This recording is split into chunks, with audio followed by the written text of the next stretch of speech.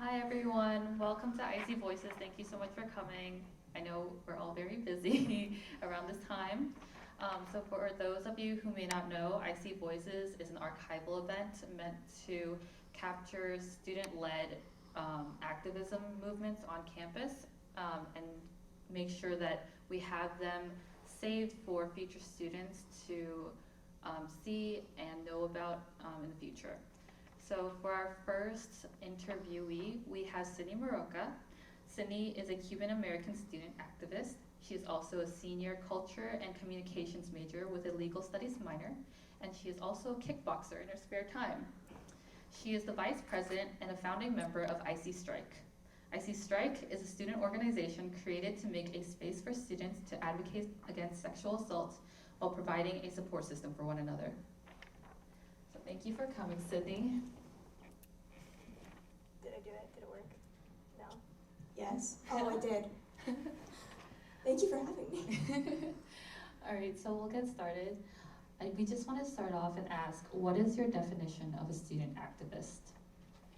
Ooh, starting off with the great questions. I love this. So I guess I would define a student activist as student is fairly self-explanatory, I would hope. But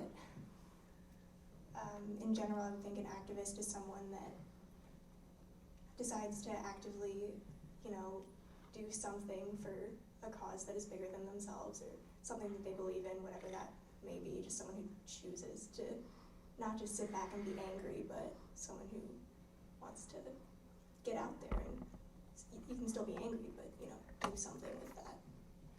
And how would you say that like a student activist differs from like a full-time activist? Well, we've got schoolwork going on. I think activism in general, it's like in and of itself, it's a privilege that requires money and time and resources, which, as students, we might not have as much, especially in the time part. It's, we have to find a little bit of a balance, but I think the goals and the things that you can do as a student activist can, it's not that different. You just have to actually turn in homework too. It's so easy, it's fine, yeah. All right, so what is your history with activism and why did you get involved with this specific movement? So this is really my first time being a leadership role in any form of activism. I've always been a loud and opinionated person, but this is the first time I'm like taking that next step and not just being opinionated and not just being loud or angry behind the scenes. I'm deciding to like step out a little bit and, make some changes with IC Strike. So what kind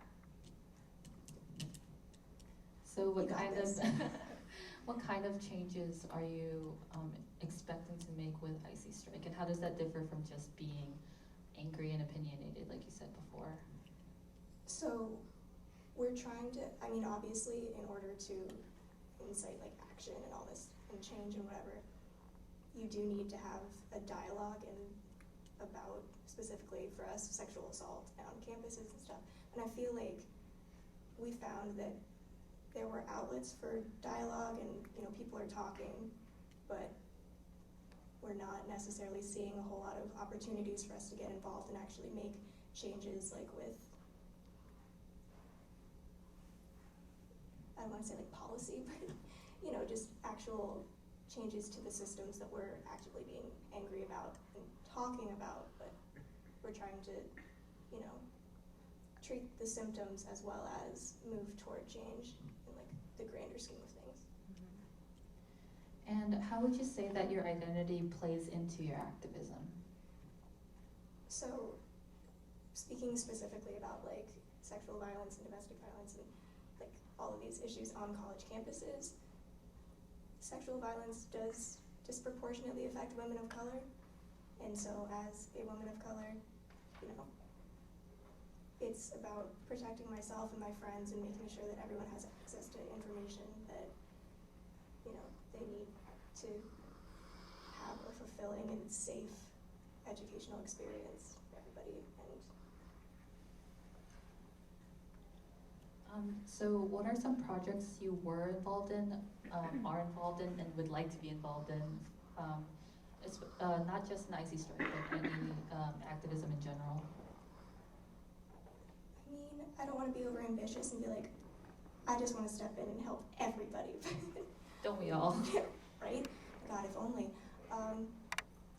But in terms of, like, I hate to bring it back to IC strike because I know you just said like outside of IC strike, but really, really, really the focus right now is IC strike and connecting with other organizations on campus that have, you know, similar goals and things like that. Like we're hoping to work with already established groups like the Generation Planned Parenthood, Generation Act. I'm so sorry, I don't know names. Is that right? Okay. Thank you. Yeah, I mean, in terms of other, like, causes and stuff, I'm angry about a lot of things. I'm angry about immigration. I'm angry about climate change. I'm angry about, you know, as a student I have time to kind of pick and choose, but Yeah. I'm angry about a lot of things, so there's a lot of opportunities out there to. Yeah, speak to that. Like, have you, like, there are plenty of, like, strikes happening and stuff like that. Were you involved in, like, any other organizations or any strikes or anything like that before? So the last protest I went to, this is unfortunate, it was, I think, freshman year or sophomore year. Time is an illusion. It was one for gun control and things like that. And I mean, again, it's an issue that disproportionately affects people of color, specifically Black and brown people. Mm-hmm. So, you know, just being a part of a marginalized community, and I have privileges that maybe like Black or brown women might not have because of my skin color. I'd like to, you know, use that privilege to help other causes. Yeah, absolutely. So who do you hope to reach with your activism? Ideally, everyone. So everybody, please. But specifically with IC Strike, what we're trying to do is create a community, not just for survivors of sexual and domestic abuse or violence, but also a place where allies can feel free to come in and, you know, help us make change, because it can't just be on people that have been directly affected by, you know, systemic inequalities and crimes and things like that. Like that's just not fair, you know? So we wanted to create a community that can be supportive to survivors of sexual assault on campus, but also, you know, make it clear that you don't have to be directly affected by the issues that we're talking about to want to make change and to want to help just, you know, your friends, your family, anybody. Yeah, speaking of like creating a community, how would you recommend college students to get involved with activism in general? Like, so speaking from my experience, what really got me into this specific movement was talking to our president and co-founder, Hope Gardner. We were talking as friends, just we had a class together and, you know, just goofing around being college students, and we found we had similar experiences on campus. We had similar viewpoints and stuff, and that's basically how I got involved in IC Strike. It's just about making connections and feeling free, hopefully, to voice your opinions, and finding people that share similar views and have had similar experiences, so you can know just in general that you're not alone, but also so that if you do want to take action, you know who to go to. yeah. And what should people who don't necessarily identify with your activism, such as like in this case, if they don't identify with women or as a victim of sexual abuse, how would you recommend that they get involved because they want to be allies? So we've actually had a lot of people reach out and say they're really interested in what we're doing with IC Strike, and they think, you guys are doing great things, like we really want to see you make the changes that you want. We want you to help the community, but they don't feel like it's necessarily their place to get involved because they haven't experienced that or they don't identify with, us in our group and everything. But, and it's really important to always have safe spaces for, support. Like, we have like the Advocacy Center, we've got counseling on campus. Those are the safe places. We are a safe space, but we are also a community of activists. So it's not about, like, you have to be a victim of a crime in order to come and work with us. Like, our focus is not necessarily, we're not a support group, we're not therapists. We are trying to help survivors in sort of advancing their own healing process through action, but you don't have to be going through any sort of healing process. Like, if you just want to do something, if you think that what we're doing is cool, just come, Yeah. please. We need numbers. And so, do you have any advice on how to be a good ally? Because there are definitely good allies and bad allies. Oh, there definitely are, and I feel like wanting to be an ally is great, and I can appreciate that you have good intentions, but it is really important to know, like, if you're trying to be an ally for your friend, know your friend, but also sort of try to be as educated as possible on the experience. If they're not willing to share, don't push, and don't try to infiltrate spaces that are not for you. Like, IC Strike is a place for everyone, but support groups on campus might not be. So you can go in with the best intentions, be like, I want to support my friend, but that space is not for you. Don't be there. I think the best way to be an ally is respect boundaries, but also offer support and love, because everybody needs that. Yeah, I think that's great advice. So how do you balance work, especially school, personal life, and activism? In other words, how do you take care of yourself when you're so busy with activism? We're still working on that. I feel like part of the college experience for everybody is sort of like dipping your toes into the swimming pool that is full-on adulthood and adulting. So we're all sort of like trying things out and trying to balance things, and we, have our missteps and stuff, and I certainly am not at a place where I'm like, oh, here's how I take care of myself, here's how you should take care of yourself, I have advice for anybody. Like, I go home and I pet my cat. That is what I do for self-care, and that's working for me now. So, would you say that you've made any progress, at least, from like when you first started to now? I'm trying not to look at progress as like a linear thing where I was really, really bad at like balancing work and life and all that stuff, like freshman year. But my journey to sort of learning about myself and learning about how I work is constantly changing and I can speak, I promise, constantly evolving. So, just keep trying things until they work. That's what I'm doing, and we'll get there, guys. We'll get there. Yeah, it's tough. So how do you see activism playing a part in your future beyond IC? Like, what are your future goals? And how do you plan on staying involved with activism, if you do plan on staying involved with activism after you graduate from here? I would definitely love to stay involved with activism because, I'm so fortunate that I'm gonna walk out of here with a degree from a private institution. I spent all this money on it.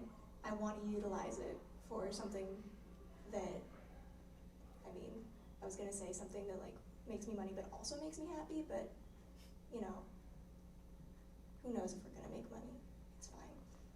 But yeah, I would love to go on to maybe work in law or sort of just advocating for individuals that might not have the terminology or the, education behind them. That, maybe they don't know how to speak up for themselves. Like, I would like to be their voice whenever I can be. Yeah, so you're a culture and communications major and a legal studies minor, and how do you see, does that fit into your activism at all, like your studies, your major, your minor? It definitely does. I think culture and comm is a very unique major, and it's really great for people that are interested in sort of social justice or issues with,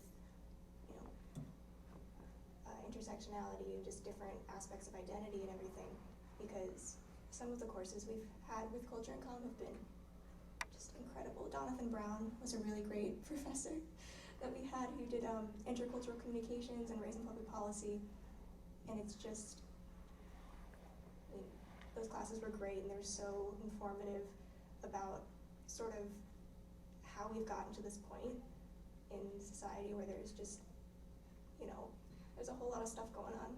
There's a lot of political unrest, and there's just, it's, on the one hand, it's really great to learn about it in school and to have all these classes that are teaching about so many different aspects of identity and culture in the world around you, but it's also really, really overwhelming where you see so many things wrong with everything around you, and it can be so overwhelming to look at. But I think having the degree behind me, I hope at least, and you know, having the knowledge of the problems, I can kind of narrow it down, maybe, you know, attack one thing at a time. And legal studies, I mean, you know, that's actually like getting in a courtroom or, you know, fighting for people or for the people, you know, criminal law, prosecutor, that sort of thing. I think all of my coursework, I feel like is both fulfilling to me now, and I also feel like it's really gonna benefit me just going out into the future if I do choose to pursue activism, which at this point I'm gonna say yeah, but you know, life happens. That's the goal. So what do you hope that your legacy will be here at Ithaca College? I hope that with IC Strike we can at least, like, we're going through the recognition process right now for a new student organization, and that has been a tough hurdle to get over, just administrative things. If nothing else, we want to have the club established so that, you know, we can focus on activism going forward, and if we can get the club established and get people really interested in it, they don't have to worry about, you know, creating a space for this to become a thing. Where we just, I think our goal as a group is just to create a space and have that be established so that people don't have to look or, you know, create that for themselves. They have an outlet. They have somewhere that if they say, oh, well, you know, I want to take action against sexual assault, or I want to be an ally to my friend, that they have a resource on campus for that purpose. And what do you see as, what do you hope that the legacy of IC Strike will be on Ithaca College? Like policy-wise or campus life-wise?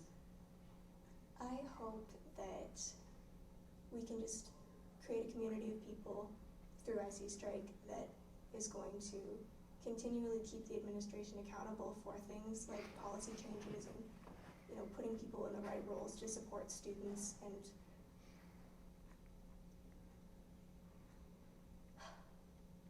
we have large ambitions. We have a lot of hopes for the club, but I think in general we just hope to create a community of people, of like-minded people, that just so they have an outlet and a resource, and, you know, the administration can be a little bit afraid and be like, oh, we should not step on their toes. They're gonna just blackball us.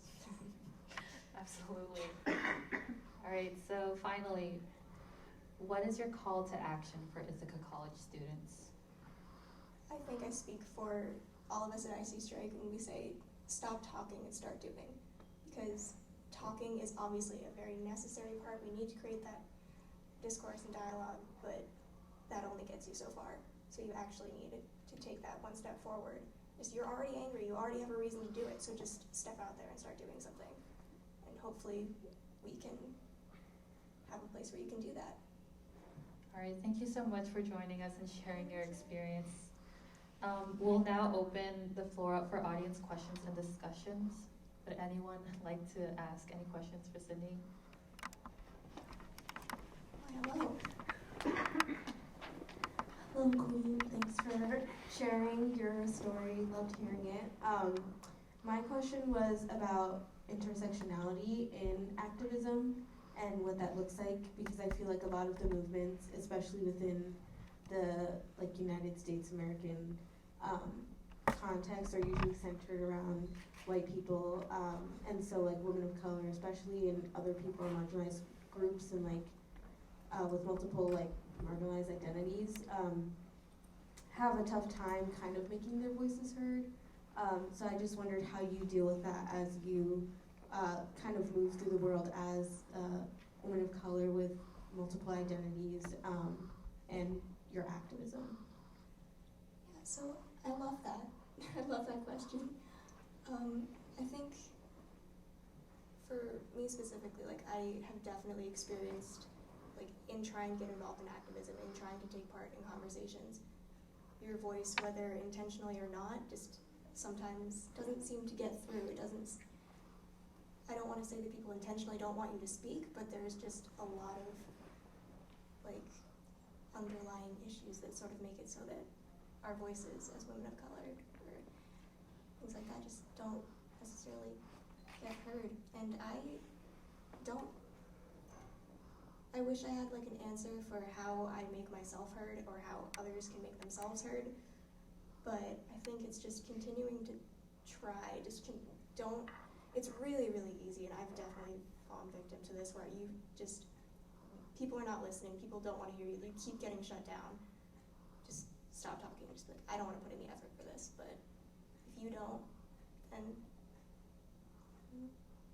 why would anybody else? You know, we all need to understand and come to terms with our identities ourselves, but also come to terms with the fact that like, just because everyone else is telling us that our voices aren't valid, it doesn't mean that they aren't, and our opinions and our take on the world and how we live it in it is as valid as anybody else's experience. Thank you. You're a queen. Anyone else?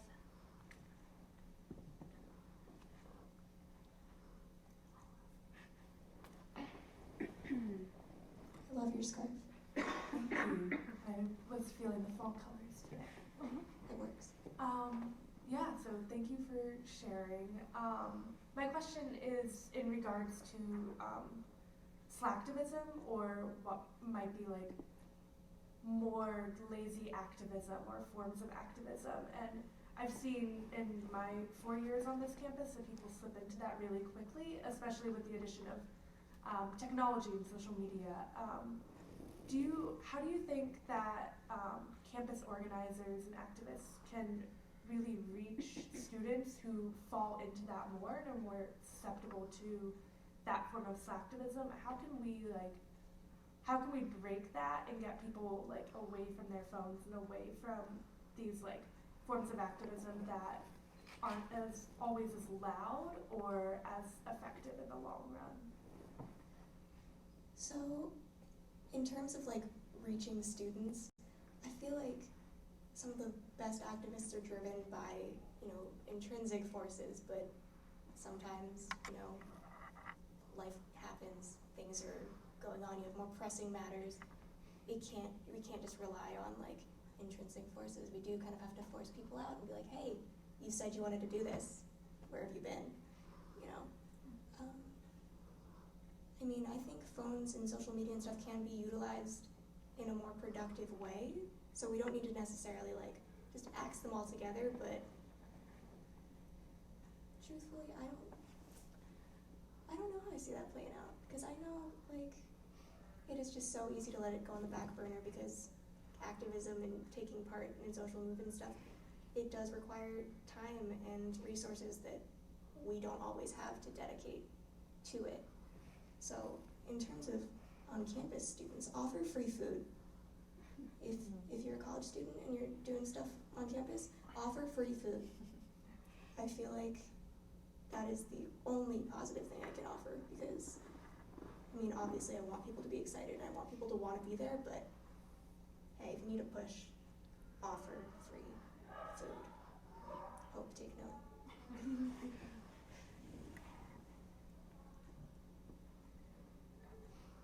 Doesn't also have to be questions. Hello, my love.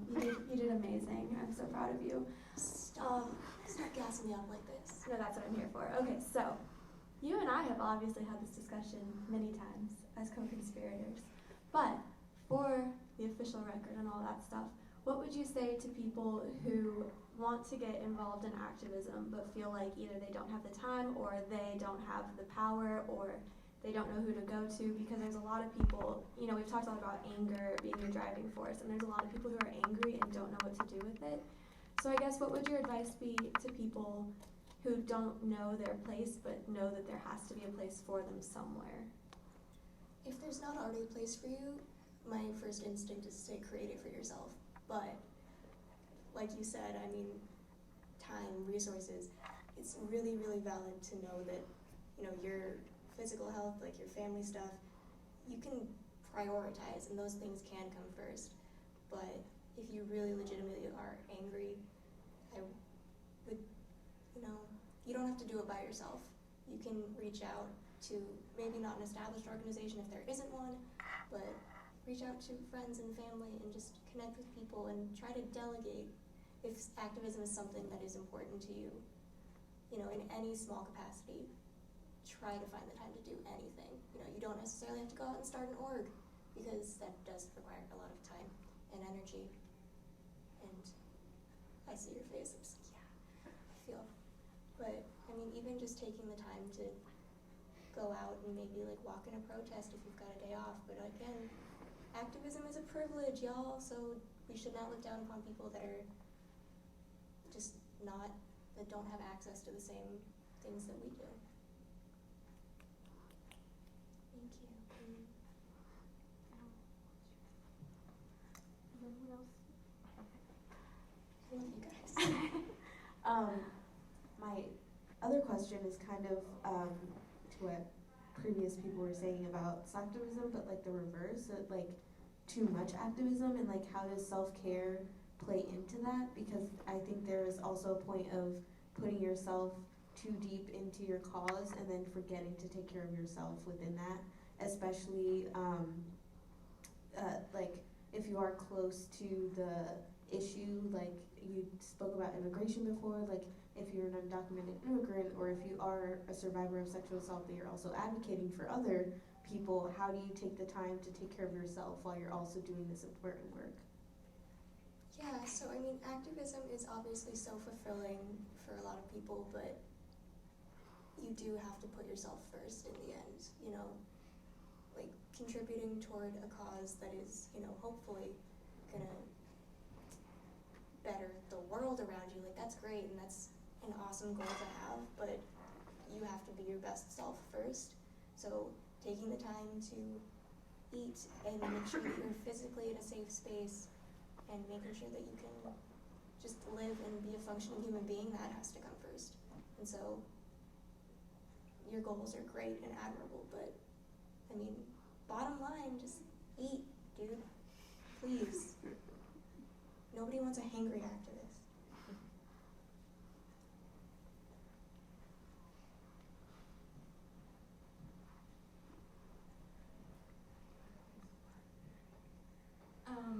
My question is about dealing with like guilt / not being able to do enough. Yeah, like how do you deal with that feeling of, you know, whatever I'm doing is never gonna fix the larger issue. Yeah. Yeah, you like hit a sore spot right there with that question. Because like I was saying, like there's, like through culture and comm, we just are exposed to all of these, I mean, horrible things in society and these practices that have been going on for so long, and it just feels like as an individual you're so powerless to make any sort of tangible change, and it feels like everywhere you turn there's a new problem for whether it be yourself or just society as a whole. It's like everything's kind of messed up at this point. I hate to say that, but I mean, I don't think we should let that feeling and that the weight of all of the problems stop us from trying to just do anything at all, because it can be it can stop you in your tracks and be like, well, why do anything at all? And I hate to quote the Buffy verse, but there's a quote from Angel, which is the sort of the spin-off series of Buffy. It says, if nothing we do matters, then all that matters is what we do. So if nothing we do matters, you can say in the grand scheme of things, like if the changes we make today, you know, it can seem like they don't have any effect on the greater good, if you can help one person, you can feel good about that. So, yeah, we can't fix every problem, but if you can fix one, or if you can even get one step closer to fixing one, you should feel good about that, and you should be able to, you need to find a way to help that fuel you if activism is what you want to do.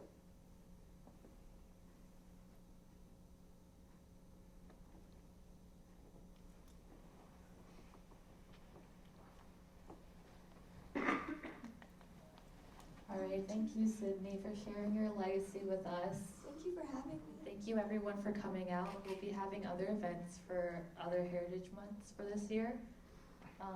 And good luck with IC Strike and your future Thank you. activism. Thank you. Everybody should definitely come to Strike.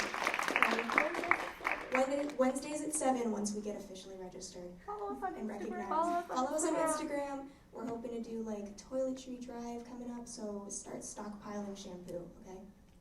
Just stockpile personal care products. The women's shelter needs them. Woo.